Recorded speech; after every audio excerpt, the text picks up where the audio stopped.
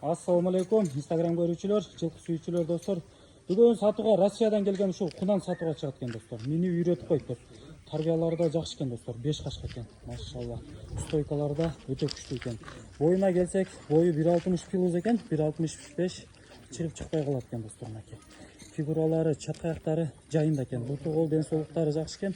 Урулган, сыйрылган шишик жерлери жок экен достор. Бул жери сыйрып алган экен. Азыр түртөгө калыптыр. Арген эки жака чүрөчү. Машалла мынакей.